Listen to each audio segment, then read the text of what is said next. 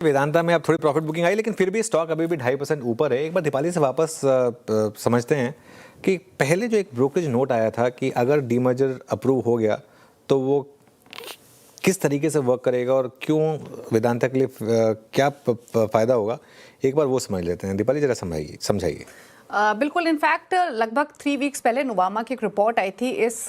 Anticipated outcome पर ही, जहां पर उन्होंने कहा था कि 5 बिजनेसेस हो जाएंगे। एक तरफ वेदांता तो है ही, लेकिन Vedanta aluminium metal, Vedanta power, Vedanta oil and gas और वेदांता आयरन स्टील, यानी वेदांता ऑलरेडी लिस्टेड है। 4 नई कंपनीज लिस्ट होते हुए दिखाई देंगी बीएसई एनएसई पर, एक बार अप्रूवल आएगा। लेकिन इंटरेस्टिंग ये है कि नुवामा ने उस रिपोर्ट में क्लियरली कहा था कि ये जो 5 सेपरेट एंटिटीज होंगी ये पॉजिटिव रहेंगी वेदांता के लिए, क्योंकि एक तो जो इन्वेस्टर्स हैं उनके पास अपॉर्चुनिटी होगी कि वो अपनी चॉइस की कमोडिटी में इन्वेस्ट कर सके, क्योंकि अभी सभी कमोडिटीज अलग अलग अब लिस्ट होते हुए दिखाई देंगी अंडर वेदांता। इसके अलावा वो एक्सपेक्ट कर भी रहे थे कि दिसंबर में जो वर्डिक्ट आएगा एनसीएलटी की तरफ से वो फेवरेबल ऑर्डर हो सकता है, और इसीलिए उन्होंने